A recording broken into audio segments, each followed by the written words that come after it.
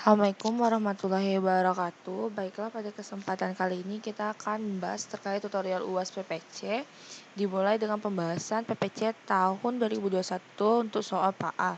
Selanjutnya dapat diketahui terdiri atas dua soal. Soal pertama, untuk melaksanakan kegiatan produksi setiap harinya dalam satu minggu terdiri 7 hari, perusahaan elektron membutuhkan staf bagian produksi dengan rincian sebagai berikut, yang dapat dilihat pada tabel. Dengan mempunyai kebijakan untuk hari libur bagi staf bagian produksi setiap minggunya adalah 2 hari.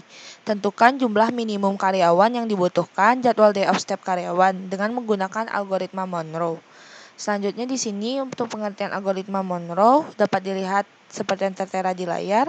Untuk kelebihannya, mempunyai kemampuan dalam mempertahankan giliran kerja dengan hari libur yang berurutan meskipun hanya terdapat jumlah tenaga kerja yang minimum. Untuk langkah-langkahnya dapat dilihat pada layar. Yang pertama, untuk setiap harinya dalam seminggu, hitung hari-hari libur dengan cara mengurangi jumlah tenaga kerja yang tersedia dengan kebutuhan pada hari tersebut. Jika yang dijadwalkan adalah 5 hari kerja, jumlah tenaga kerja yang dibutuhkan dalam seminggu harus genap kelipatan 5. Jika tidak genap, maka tambahkan 1 atau lebih hari sampai genap kelipatan 5. Selanjutnya, buat pasangan hari-hari libur RDO dimulai pada 2 hari pertama dalam seminggu sampai pasangan libur tersebut berulang. Yang ketiga, pada percobaan pertama, jadwalkan pasangan hari libur, tugaskan kira-kira setengah dari jumlah orang pada RDO kedua ke pasangan hari libur pertama. Untuk pasangan hari libur kedua, kurangi jumlah tadi dari jumlah hari libur kedua. Teruskan prosedur ini sampai semua pasangan hari libur telah terisi.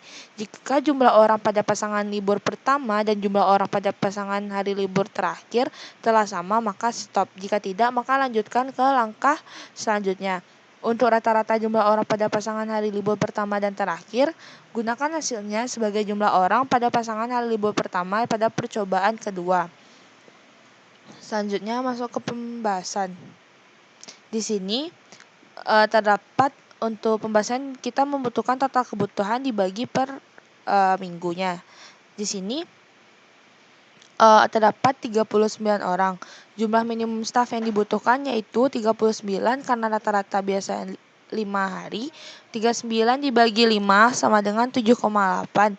Sedangkan 7,8 mendekati 8 orang. Dapat dilihat dengan diketahui 8 orang merupakan rata-rata jumlah staf yang dibutuhkan. Maka dibutuhkan untuk mengisi 8 orang pada bagian hari Minggu, Senin sampai dengan hari Sabtu di bagian jumlah staf. Sedangkan untuk kebutuhan staf berasal dari soal sebelumnya dengan yang diketahui untuk kebutuhan staf bagian produksi. Di sini untuk hari libur diperoleh dengan cara mengurangi jumlah staf dengan kebutuhan staf. Sehingga misalnya untuk hari Minggu 8 dikurang 4 menjadi 4. Dilanjutkan untuk perhitungan berikutnya. Sedangkan untuk sigma di sini merupakan jumlah dari kebutuhan staf keseluruhan dari hari Minggu sampai dengan hari Sabtu. Selanjutnya, hasil lamaran selama 1 minggu yang berjumlah 39.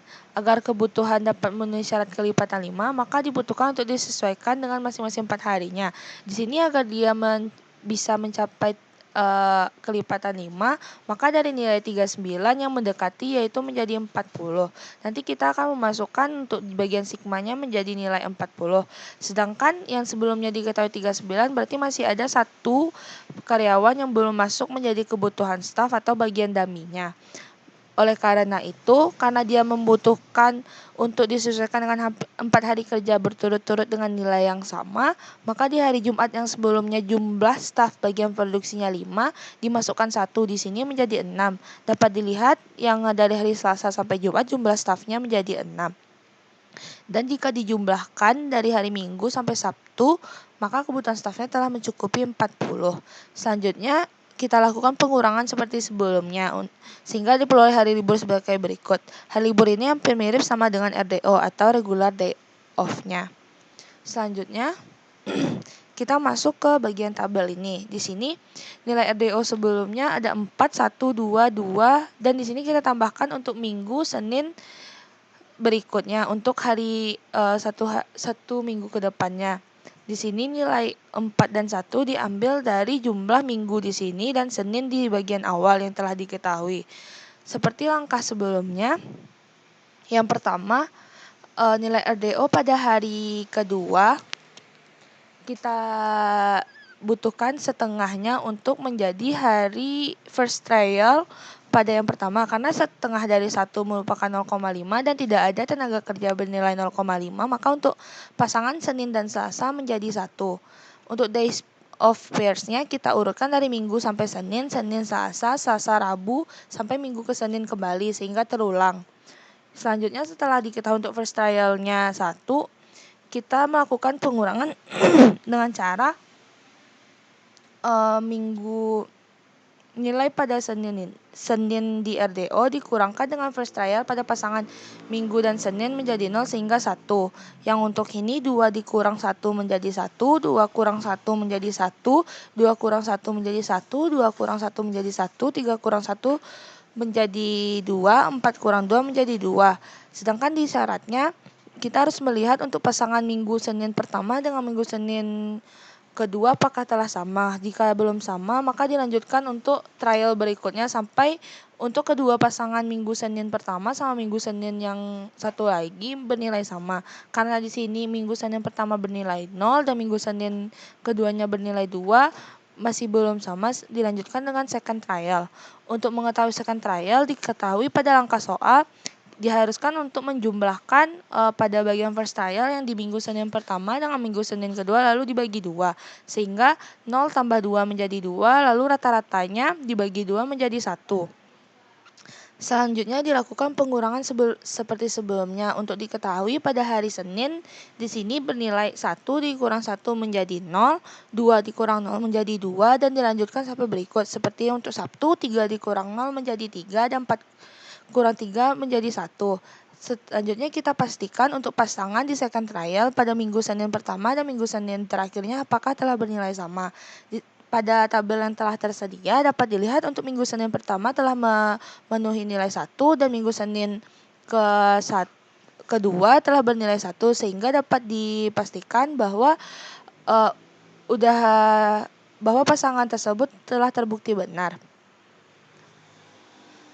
Selanjutnya untuk mengetahui solusinya untuk pasangan hari liburnya dapat diketahui 1 pada hari Minggu Senin, 2 pada libur Selasa Rabu, 2 pada Kamis atau Jumat, 3 Sabtu atau untuk libur Sabtu dan Minggu. Seperti yang diketahui pada tabel sebelumnya, kita melihat pada hari libur di hari Minggu terdapat 4. Karena di sini ada 1 di hari Minggu dan untuk 3 di Sabtu Minggu sama-sama mempunyai komponen nilai Minggu, maka telah berjumlah 4. Untuk Senin, di sini yang mempunyai komponen Senin cuma 1, telah terbukti benar juga bahwa mempunyai libur 1. Untuk Selasa, di sini ada 2, maka 2 juga. Untuk hari Sabtu kita dapat melihatnya karena dia Sabtu dan Minggu cuma di bagian poin ini dapat terlihat jumlah liburnya menjadi 3. Selanjutnya masuk ke soal nomor 2. Di sini dapat dilihat bahwa PT Hari Perdana membuat 5 jenis kursi kayu yaitu model 1, 2, 3, 4, dan 5. Semua model diproses di 3 departemen dengan urutan yang sama yaitu cutting dengan simbol C, assembly dengan simbol A, dan finishing dengan simbol F. Waktu proses di 3 departemen tersebut diperlihatkan pada tabel berikut. Dan untuk pertanyaannya, yang pertama, tentukan departemen yang bottleneck dan berapa max span pada iterasi pertama. Lalu lanjutkan tentukan urutan pengerjaan job pada departemen yang bottleneck tersebut dan berapa max span-nya. Selanjutnya, kita menjumlahkan untuk waktu proses tiap model. Di sini dapat diketahui dari tabel sebelumnya, kita harus menjumlahkan untuk masing-masing pekerjaannya. Dapat diperoleh waktu proses terlama untuk model 2 bernilai 40, sedangkan bernilai 40 jam. Selanjutnya, dan beban masing-masing mesin bottleneck yang paling besar yaitu pada mesin A dengan jumlah 68 jam pada proses bagian assembly sehingga max span-nya bernilai 68.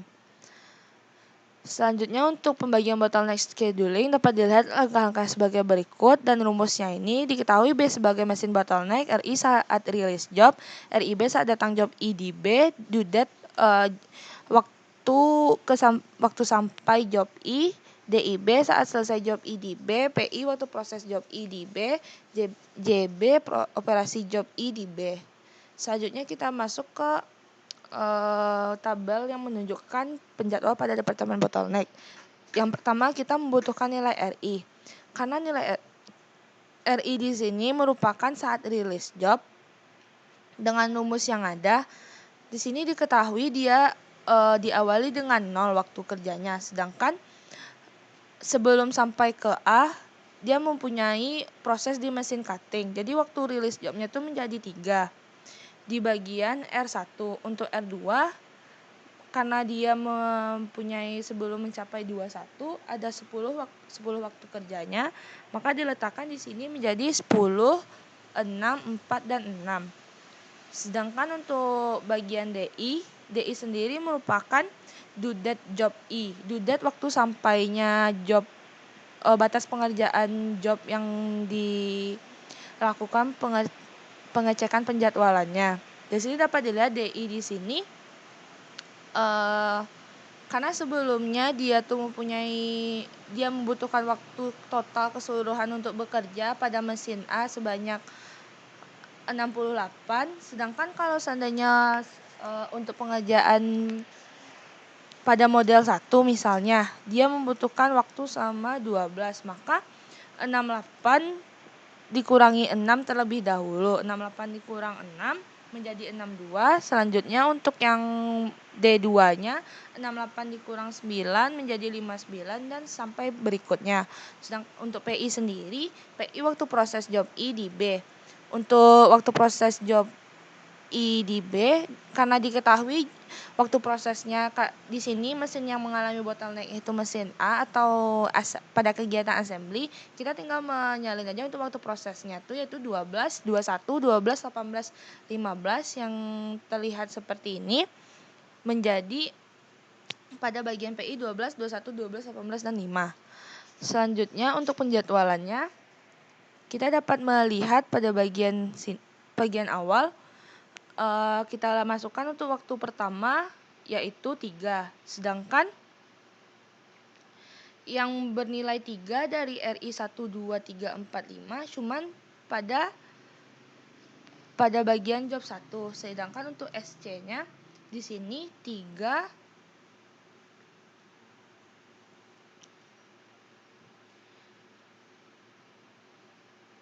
C di sini waktu penyelesaiannya, sehingga diperoleh untuk 3 ditambah dengan waktu kerja pada mesin yang mengalami bottleneck sebanyak 12 menjadi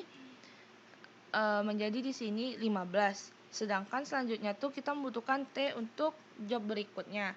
Karena selanjutnya kita membutuhkan untuk meletakkan waktu maksimum dari minimum 10, 6, 4, 6 nilai RI yang masih tersedia karena sebelumnya 3-nya job 1 telah diambil dan dilanjutkan dengan penambahan dari 3 tambah 12. 3 tambah 12 ini berasal dari S yang ada ditambahkan dengan waktu proses pada job 1 sebelumnya. Dan diperolehkan nilai maksimumnya itu 15. Sedangkan diketahui untuk nilai RI yang bernilai di kurang lebih kecil sama 15 terdapat pada job 2, 3, 4, 5. Job 1 tidak diambil karena job 1 telah terbukti untuk percobaan pertama. Selanjutnya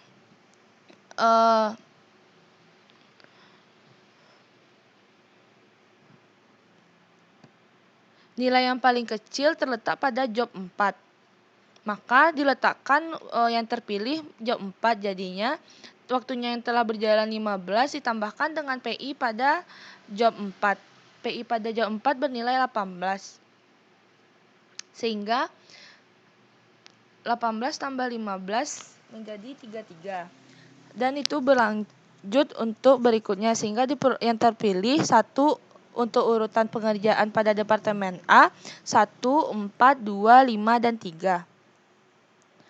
Mungkin sekian tutorial untuk UAS PPC. Terima kasih. Assalamualaikum warahmatullahi wabarakatuh.